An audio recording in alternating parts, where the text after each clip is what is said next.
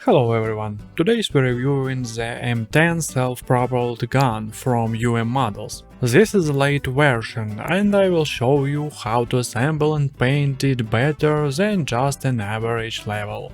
In this video we won't have tons of extra upgrades or modifications, but the result will definitely be impressive. As you all know, Models is one of the budget manufacturer for 1/72 scale models. Yes, they are inexpensive, but the quality isn't always smooth. This model has a few nonsense. Some details are excellent, like the shell and the side pins for the armor. However, the gun mantlets and turret, let's just say, you'll need to put in some effort. But when have challenges ever stopped us? Well, start with the most difficult part, the tank's chassis. As with many American tanks from Models, the chassis is standard and similar to the Sherman. First of all, I need to carefully clean the wheels and part from excess plastic. The key here is the sharp modeling knife and precision. The parts are tiny and, unfortunately, there is a good chance to might cut yourself, so be careful. After trimming, we get a ready component, and now it's time to assemble everything. There are also some elements that, as I understand, some part of the chassis, but I didn't dive deep into the technical details, just following the instructions. And again, honestly, I think these details you'll never see on this small tiny model. Now I need to grab the whole part and attaching these chassis to the whole part. And for now one side is almost done. I just need to repeat the process on the other side and the chassis will be fully assembled. The next step is assembling the whole. First we glue the lower frame and connected it to the completed chassis parts. The glue works wonders here, the pieces fit together easily. But Models wouldn't be Models if everything was perfect. In some places you'll have to work to get everything to align properly. But no big deal, experience prevails and I'm happy with the result. Now it's time for the front whole part. If you perfectly align at side parts, the front part will fit perfectly. So everything going according to plan. I move it on to the next step, cleaning the main part of the hull. This time I had to remove excess elements, plastic support, flash and other defects. The hull fit into place without any issues. It means we can move forward smoothly. And now it's time for photo-etched parts. This is where the real fun begins. I need to cut these tiny pieces from the frame, carefully sand down the edges and shape them correctly. And I'll need to attach 6 of these elements to the chassis. Honestly, this is one of the parts I can stand. But enough of the negativity, there are positive moments too, and that's definitely the tank's turret. I already cleaned it off the excess plastic with a modeling knife. Now I can glue the two halves of the turret together. But before that, let's focus on the gun. Why? Because if you glue the turret first, it will be harder to work on the smaller details later. The gun consists of 3 elements. First attach inside the turret, and the others to it. It sounds simple, and in practice it's pretty straightforward. Of course, there are a few imperfections, which I hope to hide with the remaining turret parts. Now about the gun mantlet. There are some issues here as well. You can see a few indentations on it. I think this is some sort of defect because such elements really ruin the armor's ergonomics. But what do you think? If anyone knows whether this was perfect on real M10s, let me know in the comment. I would love to hear your corrections. To be honest, I might have been a bit too harsh at the beginning of the video, when I say the turret is the worst part of the kit. Thanks to the new glue, everything turned out really smooth. Yes, there were some gaps and some misalignments, but this defect can be fixed during the process. And I can say this glue is truly lifesaver. It fills in the gaps and creates a plastic-like effect. As you probably noticed, this self-propelled gun has an open turret. This means there are a lot of interesting detail inside to paint, where you can really let your creativity shine. I already glued several elements: a fire extinguisher, 6 shells, storage boxes, and other small details. The only big mistake I made was gluing the rear tail of the turret too close together. These two parts should have been wider apart with a bigger gap, but it seemed odd to me from an engineering perspective, so I glued them together. Of course, this was a mistake, and you shouldn't do it this way. Overall, the completed turret looks, I can say, good. Cool feature of this model is the pins I mentioned earlier. These pins attach the armor to the tank's hull, or more precisely, to the hull of the self-propelled gun. Honestly, they are my favorite part of this model. They give the vehicle a rough, heavy look, a real sense of character. Now here is a look at the plastic chassis I assembled off camera. To be honest, working with this new glue made things such easier. And this time I managed to assemble the Sherman chassis properly. All the track elements are now facing the right direction. Now I just need to attach the fenders to the hull, but before assembling the entire hull, I decided to first focus on the rear of the tank and attach all the small elements there. As you can imagine, once I attach the upper part of the hull, it would be much harder, if not impossible, to work with those tiny parts. So now I am gluing the exhaust pipes and towing equipment located at the back. This detail really complemented the overall look, and during painting I will be able to add a lot of interesting highlights. Next, I move on to attaching another internal part of the hull. Here is where the thing's a bit confusing. I've seen many different interpretations of this part in various kits. In some sources, this part is displayed as white pipes, just painting white. In other kits, this section appears to be extra ammunition stored inside of the hull. I am not entirely sure which version is correct, but the idea of extra ammunition seems more interesting for painting, so I went with that option. Now at last I can start attaching the upper part of the hull, and it fit almost perfectly, with minimal gaps. And any that do remain will be easily covered by additional details. Now we move on to the next stage, working on the hull. First I attach the radiator grill, having previously cleaned it up with a modeling knife. I am building this tank as a gift for a friend of mine, who's a huge World of Tanks fan. Actually, he doesn't play anything else, so this gift will be perfect for his birthday.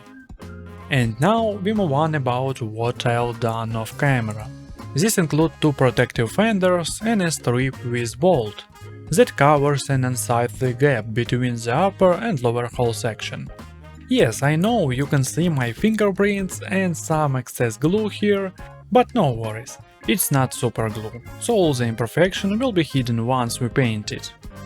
Regarding the assembly, I don't think there is much point in going into detail at this stage. You are seeing the entire kit in 4K, and I think you can already judge for yourself how well crafted this kit. So I won't drag out the video, let's move on to painting, where I will explain more about my painting techniques and my painting method. First up is of course priming. This time I decided to paint hull and turret separately, as each has internal elements that are easier to handle individually. I primed the hull without any issues, but the turret had to wait. I forgot to drill a hole in the gun barrel. Without it, our vehicle looks too close to the child toy. But enough of talking, it's time to move on the most exciting part. This time, for the base layer, I'm using paint from SAM. The main color is camouflage green, which in my option is perfect for a light vehicle. In this case, an American self-propelled artillery.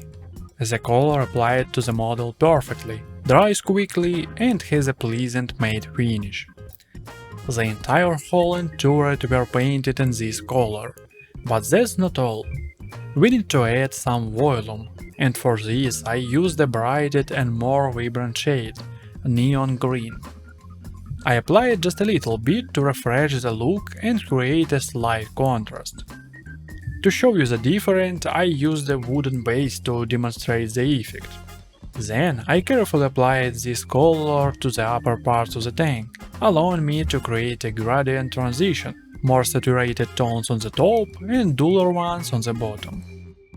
And here is how the model looks after all the layers are applied. You can notice the gradient transition on the hull and turret. But don't worry if the effect seems a bit strange right now, everything will come together after applying washes. The next step is to apply a lighter color to the protruding part. This adds texture and makes the appearance more varied. I use this technique to highlight the key element and give them more depth. The light accents contrast nicely with the base color. After that, I return to the base color, but this time I use it heavily diluted to soften the sharp transition. This makes the color on the details more uniform and balanced. For the whole process, I used 3 paints: Dectan to lighter camouflage green, as well as neon green for the saturated areas, and the result looked quite interesting.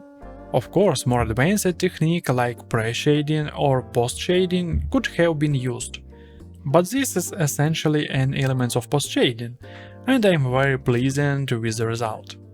Now the tank is taking a bit of the rest and drying, and I'll switch it to paint the figures. This time I'm working with 1/72 scale figures from Orion. Actually, as always. But honestly, I decided not to go overboard and didn't bother moving too much excess plastic. I decided to paint them straight out the box, to see how it will turn out. The most unusual thing for me in this process was painting the figure with an airbrush. Of course, many modelers do this with 1/35 scale, but believe me, it's not too simple with 1/72 scale. However, I decided to give it a try. The main color for the tanker's jacket was camouflage green. After that, I mixed a lighter shade and carefully applied it to the top of the jacket to create a gradient effect. Sorry for my shaking hands, but as you can see, the result isn't bad. A soft gradient that I am quite happy with. When I started on the second figure, I noticed the large chunk of flesh that was ruining the model. My eyes bleeding when I see it and I need to remove it. But then a new problem arose. My figures were blending too much with the color of the tank, so I decided to add more brown shades to the jacket. For the pants, I chose an olive color with a brown tint. I ended up mixing tan earth with camouflage green, and it turned out to be a great color that I liked. From the hundreds of pictures I've seen online, this is one of the most suitable uniform option. This color reminded me of how everyone debates over felt grow. Every modeler makes felt grow in their own way, but everyone's right in their own way. So I decided to settle on this option. After the base layer, I used heavily diluted chocolate brown to apply the shadows. The shadows turned out great, and the next step was brush detailing. As I mentioned earlier, it's nearly impossible to fully paint figures with an airbrush at 1/72 scale. You'd have to be a genius with a macroscopic airbrush to pull that off. So I started my usual process: highlighting, shadow, lightening and detailing. After looking at these figures, I realized that didn't satisfy me at all.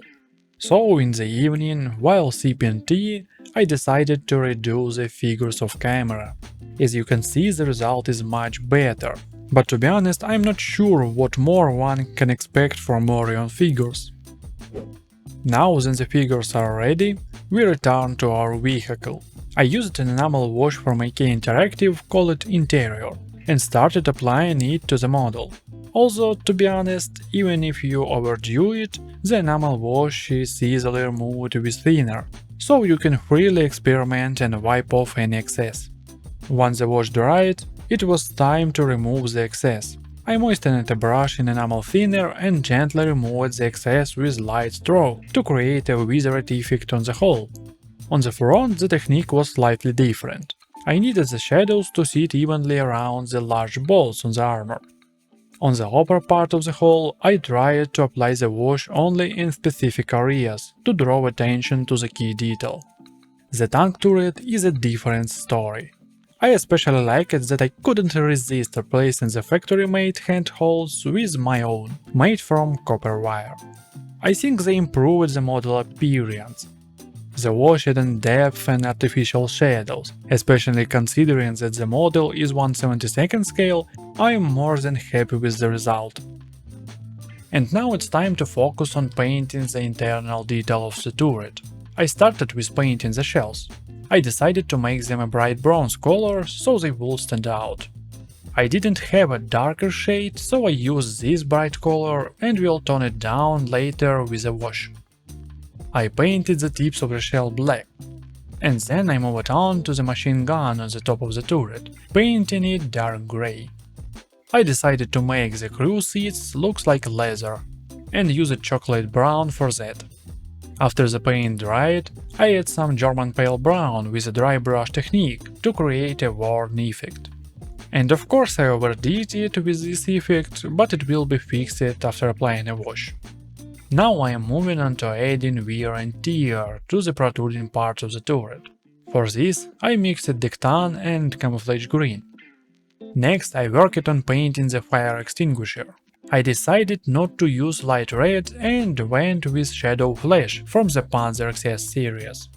And I think that this decision was right.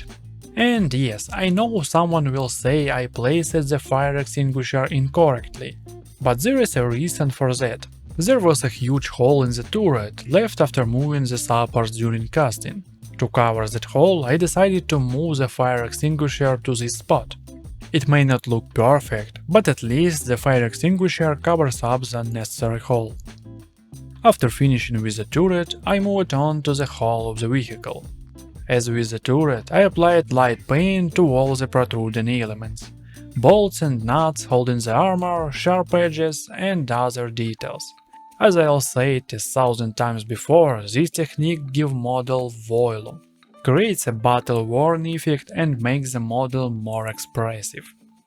Once that was done, I moved on to the next step. I started with the main elements of the hull, using Dectan and bronze paint. The white paint I used for the interior parts contrasts nicely with the main color of the model, creating an interesting effect. Overall, painting the internal details went quickly, although I did manage to make a couple of mistakes that I'll have to fix later. Speaking of correction, I decided to adjust my approach a bit by adding a light shade to simulate wear. And you know what? It worked! The effect turned out well, and I was quite pleased with the result. Next came the crates. A bit of highlighting and adding wear using tan earth did the trick, but for some reason I felt the urge to make them even more detailed and give them a wood effect. I started applying bright shades to simulate wood grain, and honestly I overdid it a bit. The crate ended up ruined, and I had to spend a lot of time fixing it. Sometimes it's better to stop while you are ahead, especially when dealing with small detail like crates in 1/72nd scale. In cases like this, a few careful touches of wear are enough. Detailing them as if they were in 1/35 scale isn't always justified. So I decided to enhance the model a bit by adding chips to the machine gun mounted on the turret. Then I moved on to the interior of the turret, adding more damage and chips. With that, the work on the turret was complete. Yes, it may not look perfect, but overall the result is acceptable, especially if you are not inspecting it under a microscope. Next it was time to paint the tools located on the rear part of the self-propelled gun. To simulate wooden handles, I mixed chocolate brown and black to get a dark shade. After that, I started applying lighter paint in layers, gradually lightening the surface. I applied one layer, waited for it to dry, and then applied the next. I may have gone a bit overboard with the lightning effect, but overall it doesn't look bad. Now it was time to paint the metal part of this tool. For that I used a simple dark grey. And of course in some places the paint didn't go on completely evenly. But that's not a problem. Those mistakes will be fixed too. Next I decided to intensify the wear effect. I think this is important for creating realism, especially on small details. Then I returned to the crates and decided to finish them down. And this time, thankfully, without any mistakes. Now they look much more interesting. After that, I decided to use sponge technique and apply some chips and rust with the sponge. In my opinion, it turned out really cool, even on such a small scale model. The result was better than I expected, and now I think it's best not to touch it any further to avoid ruining the model.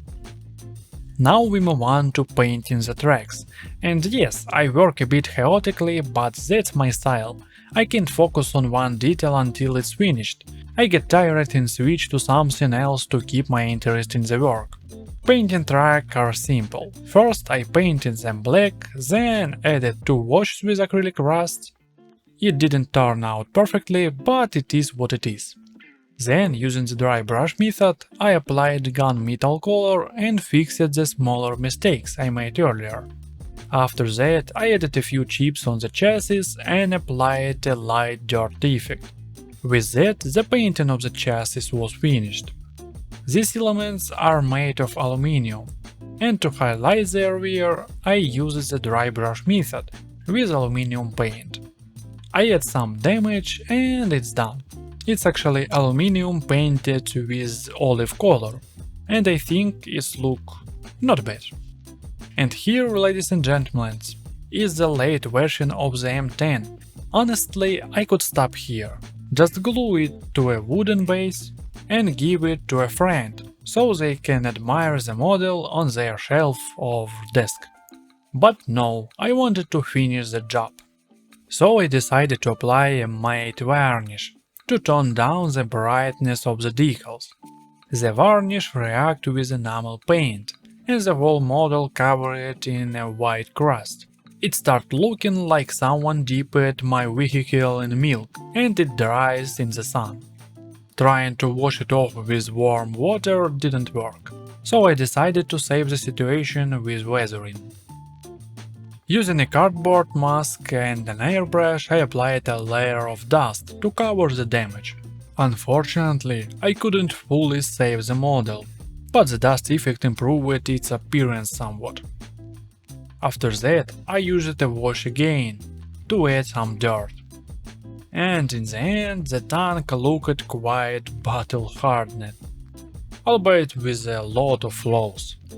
Yes, let's be honest, the result is far from ideal, but it is what it is. Mistakes happen and they need to be accepted. And now we can look at the final result. So, ladies and gentlemen, this is how my M10 tank destroyer looks. It was supposed to be my best model, but as usual, mistakes ruined everything. The rear of the tank looks disastrous. All the effects were destroyed by the unfortunate matte varnish. White spots, strange damage, it looks like someone just did a bad job. But that's part of the process. Mistakes happen. Unfortunately, because of these mistakes, I have an announcement to make. My diorama for this tank also didn't turn it out. I spent maybe 2 or 3 days working on it, planning to make a cool video, but everything went wrong. Repainting it makes no sense.